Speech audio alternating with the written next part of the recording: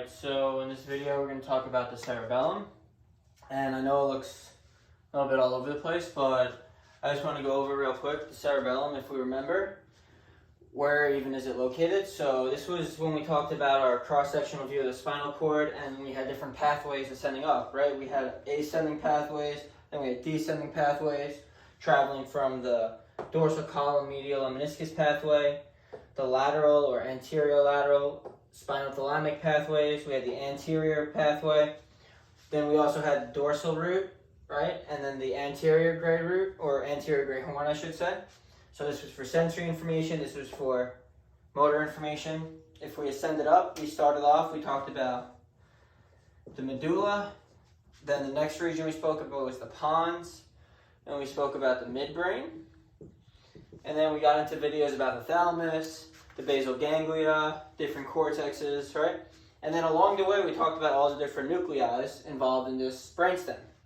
Now, what is the one main lobe that we never talked about was the cerebellum. So if you see in orange right here on both sides, this is going to be the cerebellum. He's really posterior to the brainstem, but the best way to show it on the diagram is on the sides. Now, one quick thing to know about the cerebellum before we start the whole video is that where does it get its supply from, or its innervation from?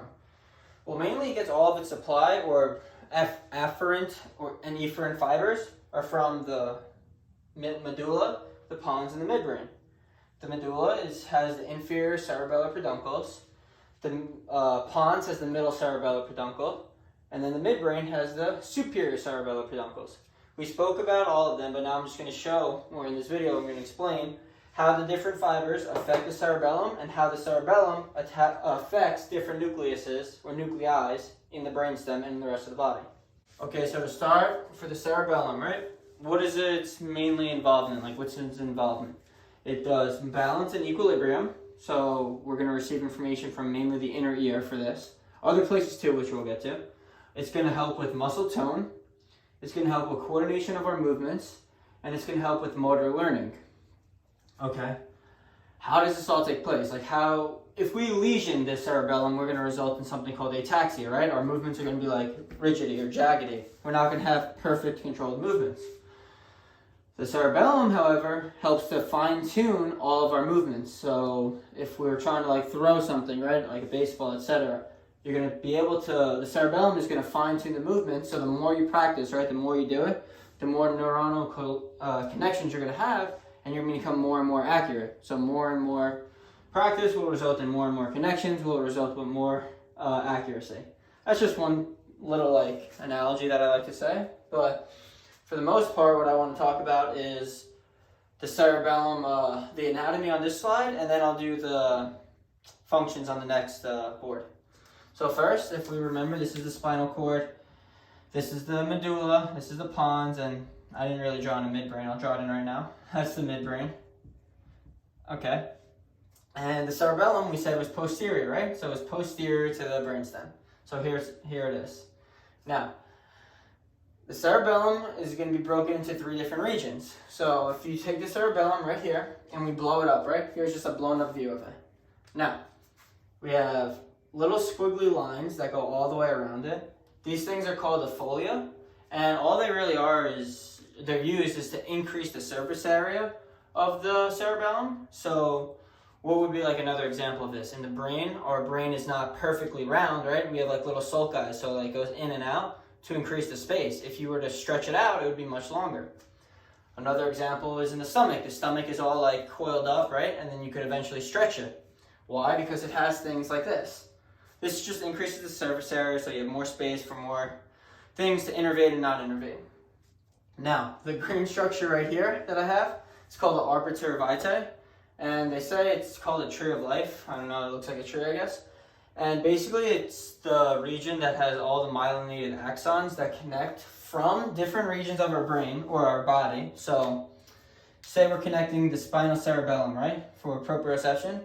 It's going to connect into a different region of the cerebellum. Or if we're connecting the cortex, right, into the cerebellum. All these connections are going to travel through the arbor vitae, which is our myelinated axons, which are going to connect both regions. Now, I said it's broken up into 3 different regions, correct? We have an anterior, so anterior would be the top. We have a posterior, which would be below the posterior, below the anterior one. And then we have a folliculonodular, which is going to be even more posterior or lower than the posterior lobe. So what do I mean by this? So the top area, right, in green is the anterior. It makes sense. And then you would have something, you would have the posterior. And then you would have folliculonodular. Okay, now, how do you how can you tell which lobe is what and where is like the breaking point? So they're split into two different regions. So the primary fissure is going to separate the anterior lobe from the posterior lobe. And then the posterior lateral fissure is going to separate the posterior lobe from the folliculonodular lobe. So that's just the only way you could break it up. Well, that's the way the brain breaks it up. Now, what did I say? There's there's not three different ways, but three main ways that the cerebellum receives information. So now, for proprioception, right? One of them we spoke about was balance and equilibrium. That's basically proprioception. What is proprioception? Or 3D awareness in space. If I close my eyes and I extend my arm, I know where my arm is. If I'm running, right, and I trip and I try to balance myself, well, these regions of our cerebellum is going to help with our balance. Okay, and it's going to travel through something called the spinocerebellum. Makes sense. It's coming from the spinal cord, spinal, and it's traveling up to the cerebellum. And it's going to travel into the folliculonodular region, right? We're going to talk about it more in a little bit. Just know it's going to the cerebellum. Now, another region that's traveling upwards is going to be the inner ear. So the vestibular nuclei we spoke about is going to get information from the inner ear, and it's going to travel up into the cerebellum. Another way to maintain our balance. Now, in order to maintain muscle tone and like fine tuning, remember our cortex, right, sends information down through our corticospinal tract. We have a couple other tracts which we'll get into, but that helps with movement. Now, how do we know our movement is good? And it's not like, oh, just like crazy, unnecessary movement that's going to be very inefficient. Well, the cerebellum is going to make us increase our efficiency. So as the tract, so an upper motor neuron travels down, right? It's going to target the spine, so the spinal column, like we said. Where is it going to be? Well, mainly in the anterior part, and then it's going to an anterior great horn, and it's going to travel as a lower motor neuron.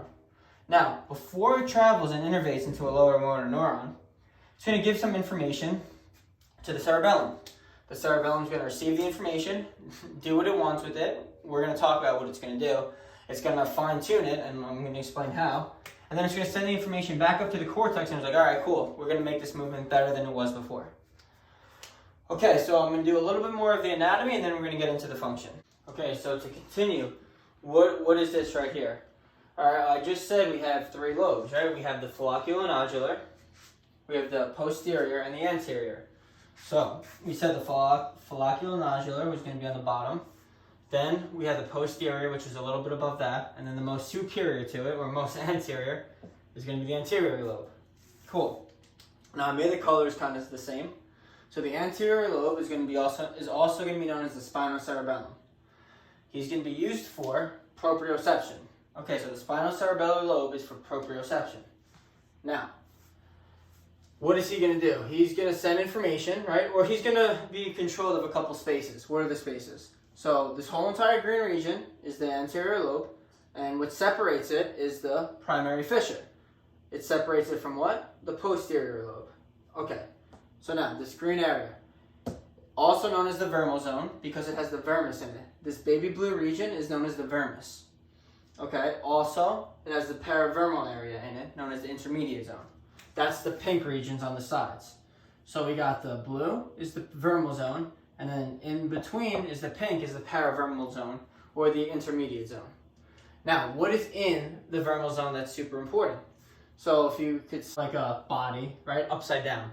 So it's upside down in the vermal zone, and then it's right side up in the intermediate zone.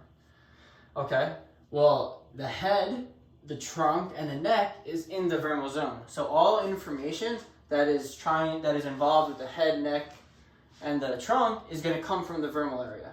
Now the limbs, you see I have like arms and legs, the limbs are in the paravermal area. So all innervation for the limbs is going to be in the paravermal area outside of it.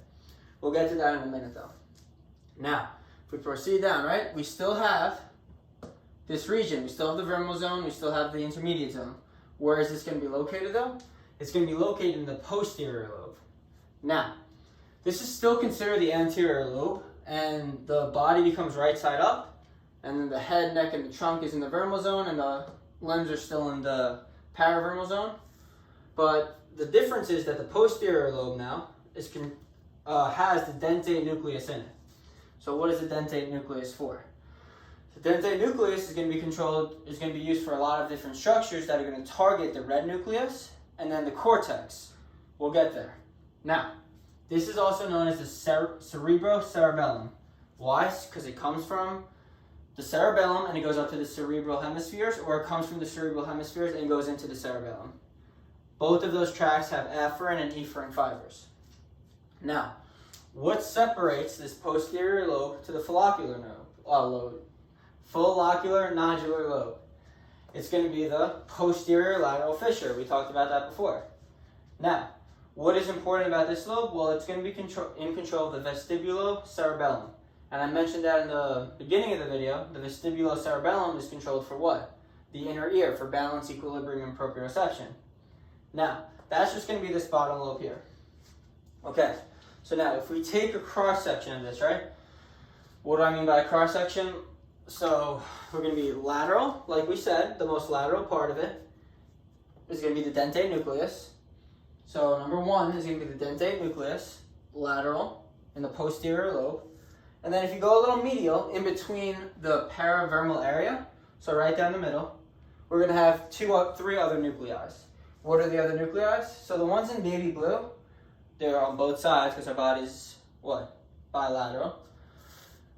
We're going to have the emboliform nucleus, and then we're going to have the globus nucleus. Both of these things together are called the interposed nucleus. Okay.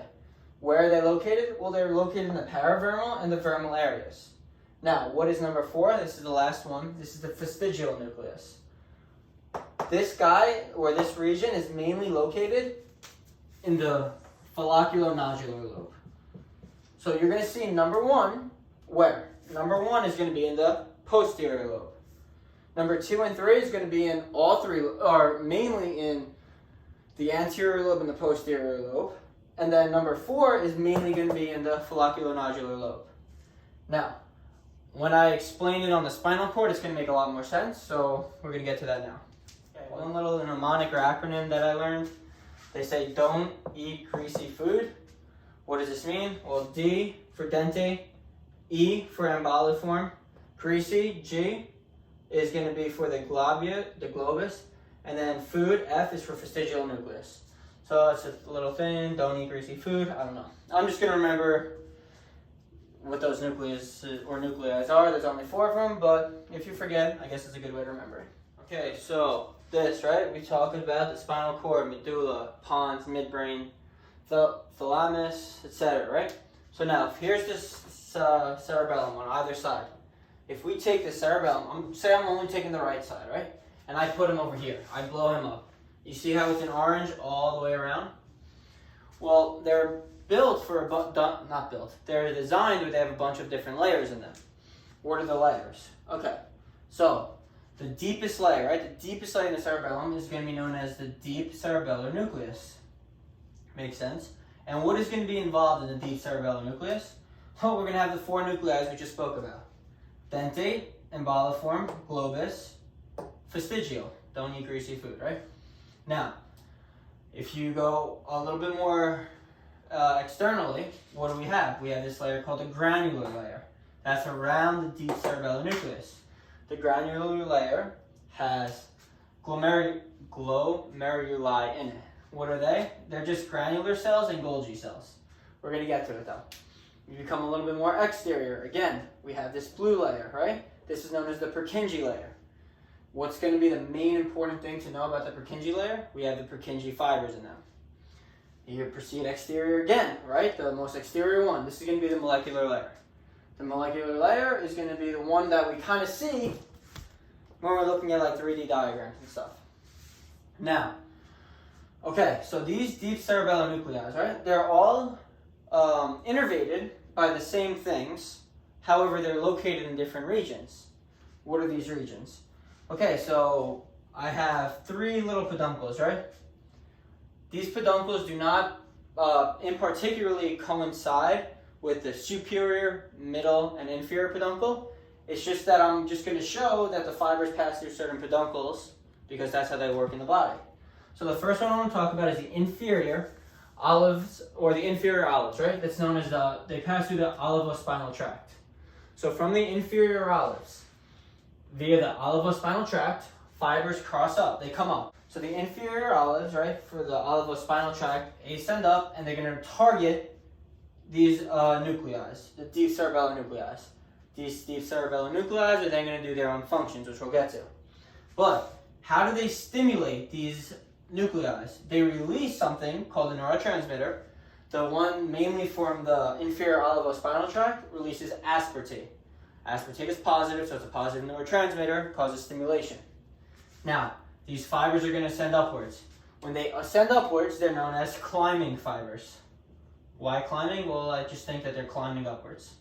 So these climbing fibers are then going to target this brown region, right? This little smiley face. He's known as the Purkinje fibers, or Purkinje, I don't know. Purkinje fibers, right? These fibers, or these climbing fibers, are then going to stimulate these Purkinje fibers by releasing the same neurotransmitter, aspartate. If these fibers are stimulated, they're going to send an action potential down, and they're going to release another neurotransmitter. What neurotransmitter are they going to release? Well, they're going to release an inhibitory one. They're going to release GABA. So now, the deep cerebellar nuclei, they're receiving both glutamate and GABA to proceed down and perform their function. Why? This doesn't make sense. If one is stimulating it and one's inhibiting, wouldn't these nuclei be inactive? Well, no. Depending on the movement and depending on how efficient or how fast or slow you want to make a movement, a certain amount or a certain percentage of positive stimulatory neurotransmitters and a certain percentage of an inhibitory neurotransmitter will be released on this red nuclei to fine-tune it. So we're not going to do 100% stimulation and then 0% stimulation of an inhibitory, because why? We're just going to have crazy flally movements. So if you could tone these nuclei up, super tone them up, you have to have a way to tone it down a little bit to make it smooth. Well, this is one of the ways. Now, another way that these nuclei can be stimulated and inhibited is mainly by stimulating these Purkinje fibers again. So, we know the inferior olivospinal tract, right, sends only glutamate up to the nucleus, and then glutamate stimulates the nucleus and it stimulates the Purkinje fibers. What if we don't want to stimulate these Purkinje fibers? What if we want to inhibit them so we release more glutamate? Well, this is how you're going to do it. We have something called mossy fibers. So mossy fibers are coming from the sensory pathway. What are they going to do? So they're going to travel up, right? They're going to ascend into the nuclei. They're going to stimulate the nuclei by releasing a positive neurotransmitter. So they're also going to release glutamate this time, which is still a stimulatory neurotransmitter. And they're going to do something else. They're going to travel out and they're going to travel into the granular layer. So the Purkinje fibers were in the Purkinje layer. Now we're going to have granular layer. What are we going to have in it? Granular cells. We're going to have granular cells and Golgi tendon cells. We're going to talk about them both separately though. However, these mossy fibers stimulate both of these cells, so they stimulate the granular cells and stimulate the Golgi tendon cells by releasing more glutamate, so more pository stimulation. Now, for the granular cells first, if they're stimulated, they're going to travel up, and they're going to stimulate the Purkinje fibers. So they're going to stimulate them. If they're stimulated, what are they going to do? Well, if they're stimulated, they're going to send down an action potential, and then they're going to inhibit the deep cerebellar nuclei. How are we going to inhibit these Purkinje fibers? Well, the mossy fibers, right, target the granular cells. They could keep ascending upwards. Instead of hitting the Purkinje fibers, they could hit something called the stellate cell, or they could hit something called the basket cell. Now, if they hit the stellate cell or the basket cell, they're going to both inhibit, so they're going to send GABA to which region? They're going to put GABA onto the Purkinje fibers. If these are inhibited, so if the Purkinje fibers are now inhibited, no action potential can travel down into the deep cerebellar nuclei, and the deep cerebellar nuclei is only receiving positive neurotransmitters for a more positive stimulatory effect. Okay, now, you're like, why, what are the Golgi cells for? Well, the Golgi cells, it's got to be one and one, right? So, if they're stimulated, right, they're going to inhibit the granular cells. Why? Because the granular cells either stimulate Purkinje or stimulate stellate and basket. Well, what if you don't want to do that? What if you don't want to stimulate them? What if you just, mossy fibers were sent up and you want like no movement? The Golgi cells are going to stimulate these granular cells and they're going to say, no, we're done. Now, that's basically everything you need to know about the different fibers and different ways they travel up. Just know this inferior olivospinal, climbing fibers. Mossy fibers are going to be known as sensory fibers. They're going to the granular cells. Climbing fibers go to the Purkinje fibers directly. We could get into it. In previous videos, we spoke about all the different tracts that ascend up or come from the pons, the medulla, the brainstem, the spinal cord. And a good amount of them we said pass through the peduncles into the cerebellum. Peduncles aren't really canals. Like, it's not really a hole like that, a foramen.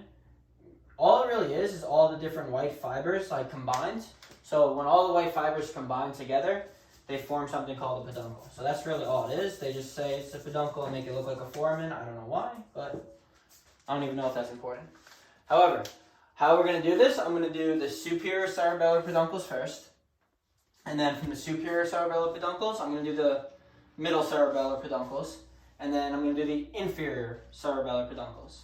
Now, an important thing to know, or just to know, is that the cerebellum has all ipsilateral innervation.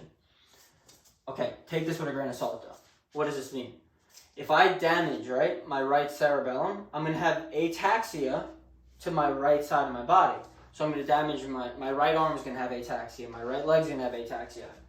This does not mean that the fibers that travel in are going to go to the ipsilateral side. Some of the fibers, we're going to see in a little bit, are going to cross over contralaterally, ascend up, and then come back contralaterally. So they're going to come back to the same place they started. The way they get there, or the pathway, is going to be a little bit weird. But just know, if you have a lesion on the right cerebellum or the left cerebellum, that's where the damage is going to be, ipsilateral. Okay, so to start, the superior cerebellar peduncles, right? We have efferent and afferent fibers. What is efferent? Efferent's away, afferent's to. So the first one I'm going to mention is the efferent fibers that are traveling from the cerebellum away. So it's away from the cerebellum. Cerebellum away. Now, first one I want to talk about. If we think about it, we took the cross-section of the cerebellum, and we had our posterior lobe, our folliculonodular lobe, and our anterior lobe. Got to kind of forget about it because it's not going to be in the same regions here. That's why it was annoying. First, if we look at this is going to be the dentate nucleus, right, in pink. So I'm going to write dentate. You're going to say, I thought it was in the posterior lobe and on the lateral side. Yeah, but this is how it's structured because it travels through the superior peduncles.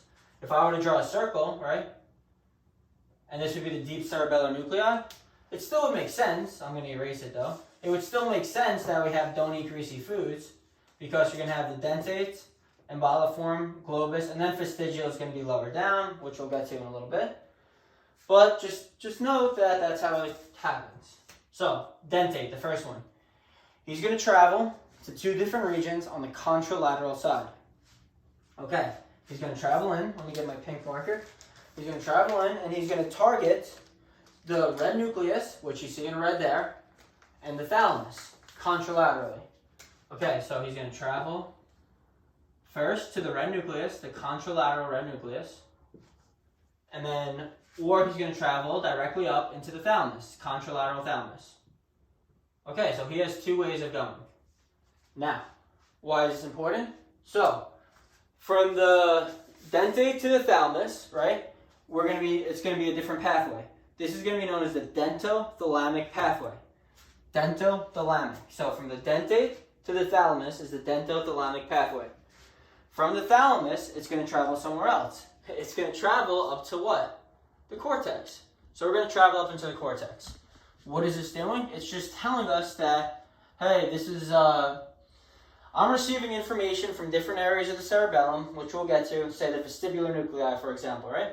The vestibular nuclei sends its fibers to the cerebellum, and then the dentate nucleus was like, hey, I'm gonna tell the cortex what to do. I'm basically telling him. He's a tattletale. He's like, hey, this guy wants to move. Like, should we help him?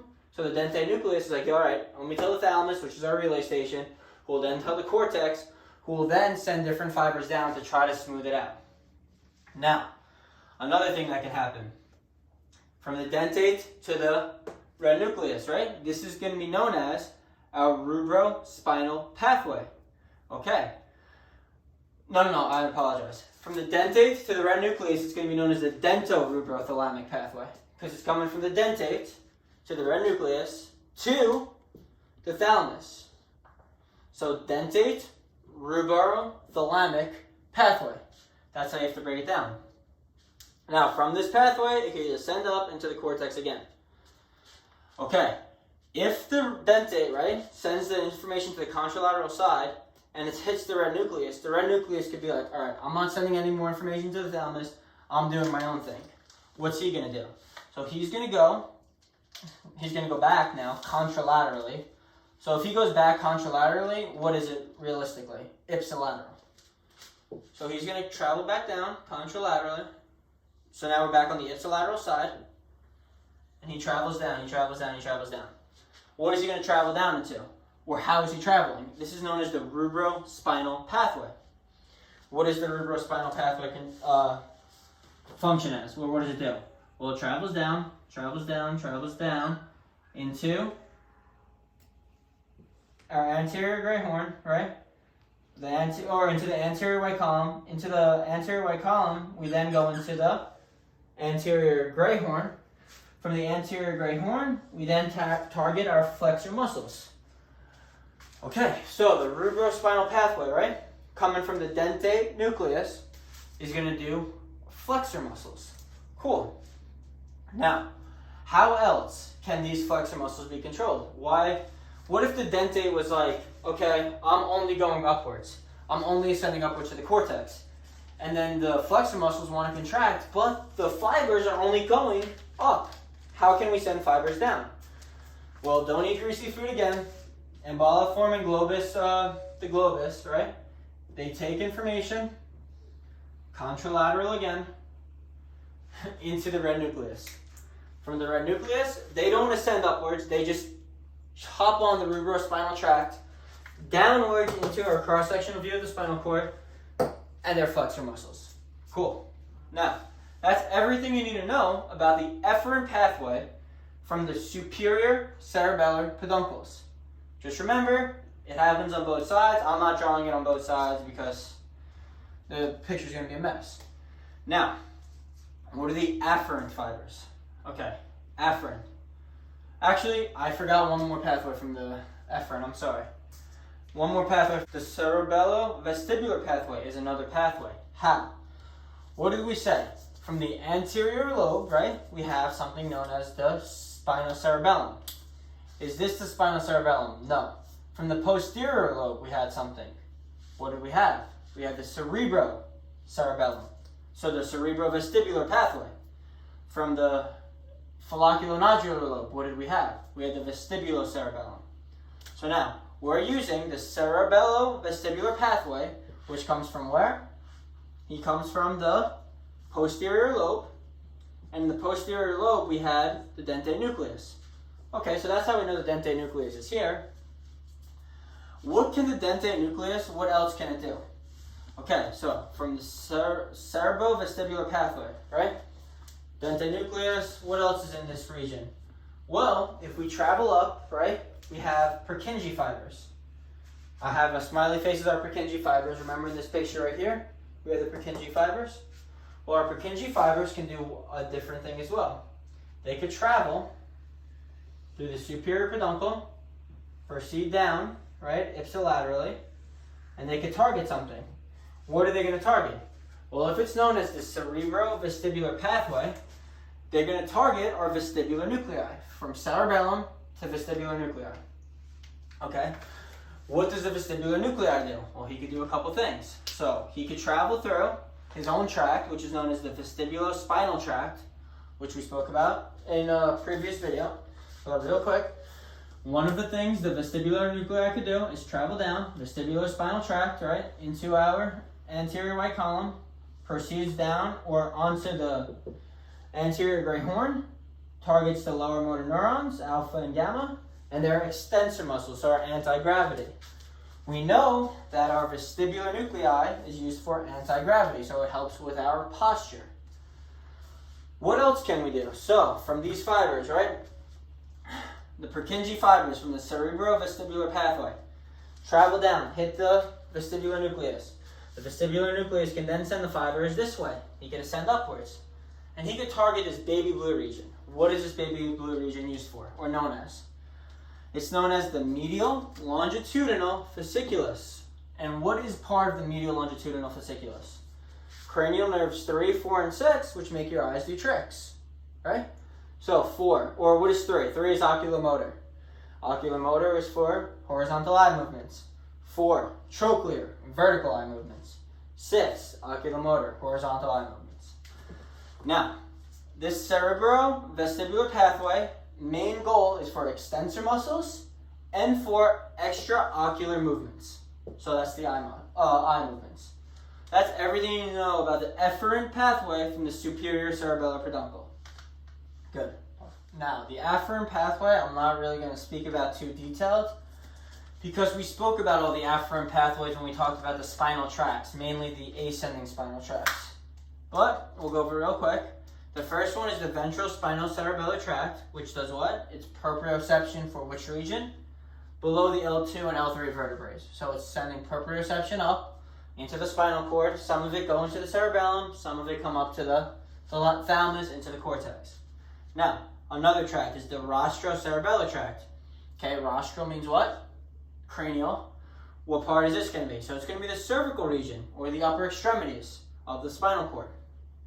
Now, the third one that ascends up for the afferent and the superior cerebellar peduncles is the tectospinal tract. What is the tectospinal tract? It's the tectum. What's the tectum? Superior colliculus and the inferior colliculus. The superior colliculus was for visual. The inferior colliculus was for auditory. All of these pathways ascend up and they travel into the cerebellum, superior cerebellar peduncles. Okay, now, the next one I want to talk about is the middle cerebellar peduncles. Thankfully for the middle cerebellar peduncles, located in the pons, we know this, is known as the, it's only afferent, first off, it's only afferent, and it's known as the corticopontocerebellar fibers. Whoa. Okay, so what does this mean? It's going to receive information from the cortex. What's receiving information from the cortex? The pons. Now, okay. Say our brain wants to send a message down, right? Our brain's like, all right, let's go. I want to flex or I want to extend my arm. What's going to cause the flexion and the extension? Our Purkinje fibers traveling down to the vestibular nuclei helps with the extensor muscles, right? And then the flexion muscles come from the dentate nucleus. And then we said the globus, or the embelliform and the globus, right? They both, all of these guys, target the red nucleus, which then sends fibers down through the ribrospinal tract for flexor movements. Okay, so we have extensor and flexor movements. Now, who's telling this pathway, yo, like, we're good to go? So the cortex is going to take information. This is why it's called the corticopontocerebellar tract. So it goes from the cortex, right? It's going to send information down. It's going to send information down into this pontine region. So the pons, basically, right? The pontine region of the pons. Now, before it does that, or as it does that, it's going to send information into the basal ganglia. We spoke what the basal ganglia does. It's basically, if we're building a house, it's our inspector. Okay, so the inspector's like, all right, it's good to go. I'm going to fine-tune all the movements, right?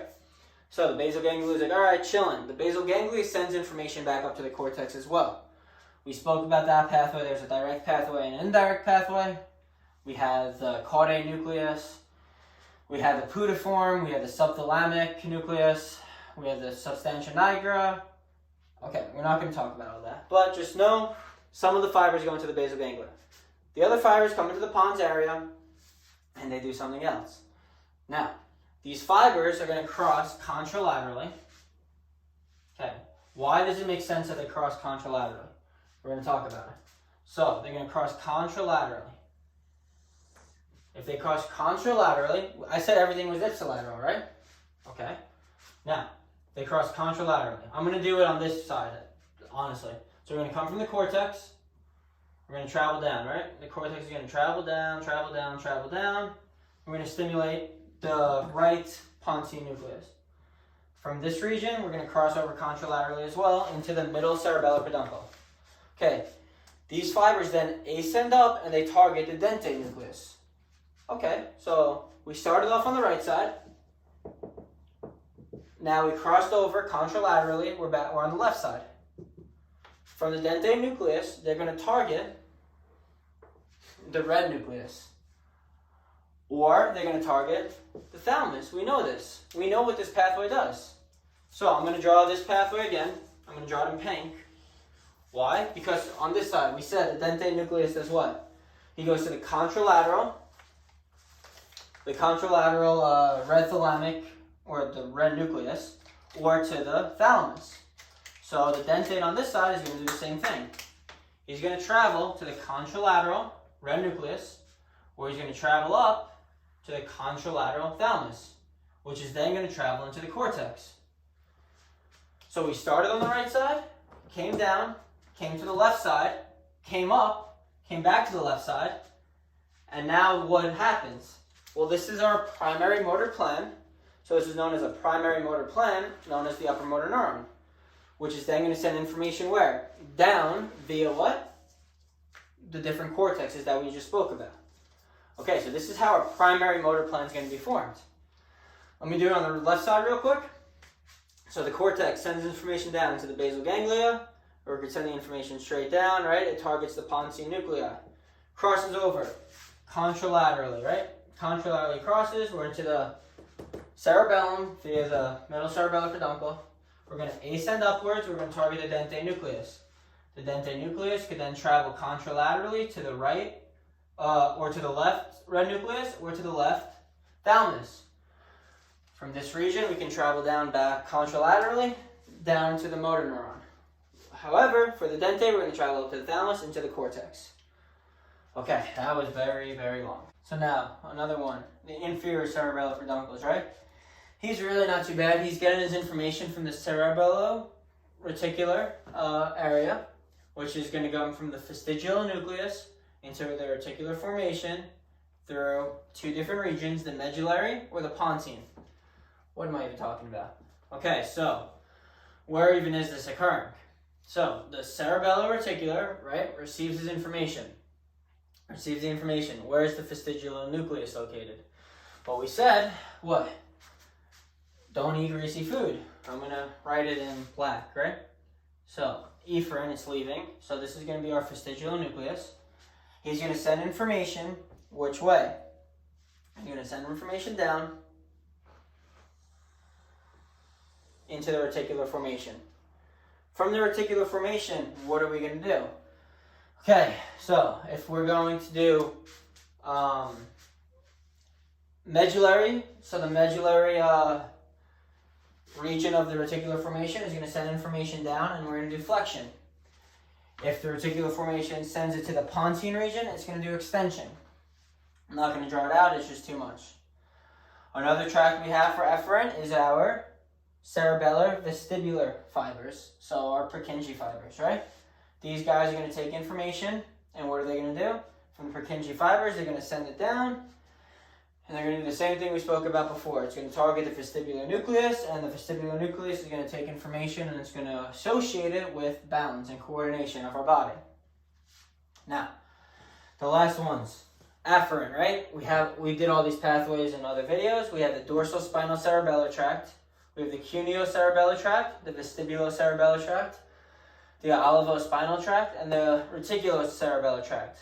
Let's start off with the oliviocerebellar tract, because it takes information, sends it up through where? Posterior gray horn, contralaterally crosses, ascends up into the spinal olives or the inferior olives. These are known as the climbing fibers. From the inferior olives, we're going to send the information contralaterally into the contralateral cerebellum. These are the climbing fibers. What do? They stimulate what? They stimulate the vestibular nucleus. What else do they stimulate? Where they target?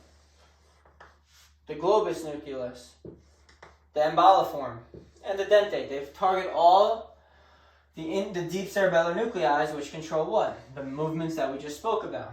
Now, this is how you fine-tune them. You add the positive stimulation, so aspartate, right, coming from the inferior olives. That's the biggest tract I wanted to talk about. The other tracts, we talked about them before.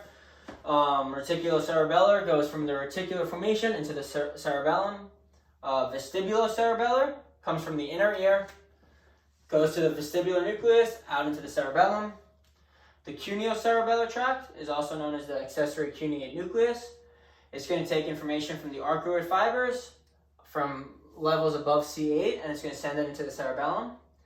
And then you have the dorsal spinal cerebellar tract, which comes from the posterior gray horn, right? Same side as the cerebellum, primarily from C8 to L2 or L3. So we know C8 to L2 or L3. This is known as Clark's nucleus. Sends the information up and sends it back out. Well, each probably comes from this region right here. Now, all of those are afferent fibers. So, that's everything for the cerebellum, the different layers, the different way the fibers go, and yeah, I hope it helped. Okay, so first question, which of the following fibers course through the inferior cerebellar peduncle, or the restiform body? So, inferior cerebellar peduncle. Now, we just talked about all these different fibers, all these different tracts, so real quick, let me try to redraw. 1, 2, midbrain, thalamus. Let's try it like that. This is a really bad drawing, I'm sorry. Okay, so this is the spinal cord, right? This is our inferior cerebellar peduncle because this is the medulla. This is our middle cerebellar peduncle because it's the pons. So our superior cerebellar peduncle because it's the midbrain. And now let me keep it consistent with the drawing on the board. I kind of made it in orange, was the cerebellum. So I'll keep it consistent, right? Now, what did we say passed through? Well, let's see. The first one, the cerebello-rubral fibers. Where are these coming from? Well, the cerebellar-rubral fibers are for the red nucleus. Where is the red nucleus even located? Red nucleus is located up here. Now, where does it, is it an efferent or it's an efferent? Well, it's an efferent fiber, but that's not really what it's asking. And what is it doing? It's exiting the cerebellum, and it's traveling to the red nucleus. So this is not the answer because it's going through the superior peduncles. What about the cerebellothalamic? Well, they're going to also exit the superior cerebellar peduncle, right? Cerebellothalamic. It comes from the dentate. We know the dentate. Comes from the dentate, travels out, and it could go either to the thalamus or to the red nucleus. So that's wrong because that's going through the cerebellothalamic. That's going through the superior. We're looking for one that goes to the inferior cerebellar peduncle. So let's see, what are the climbing fibers? Well, the climbing fibers come from where? Okay, so the climbing fibers come from the olivary nucleus, particularly the inferior olivary nucleus, and then they travel out via the spinal olivary tract through the inferior olivary peduncle. Then they travel up and then they hit the dentate, etc. for the Purkinje fibers. So climbing fibers are going to be our answer. But for the sake of the video, let's keep going. What do the pontine mossy fibers do? Well, we know what's in the pontine region. The pontine, what? What's the afferent for the middle cerebellar peduncle? The corticopontocerebellar fibers. They come from the cortex, travel down into the pontine region, and then they travel out via the middle cerebellar peduncle. So that's wrong for the mossy fibers. And now what about the ventral spinocerebellar fibers? Okay, so these guys are also coming out of where? They're coming from the cerebellum, and they're traveling out of the superior cerebellar peduncle. So the ventral spinocerebellar fibers, what do? I'm going to draw them in green. They're here, and they travel out. So our only answer can be our spino-olivary nucleus, which uses the spino-olivary tract, ipsilateral to the inferior cerebellar peduncle, out to a Purkinje fibers, known as climbing fibers. So that's our answer.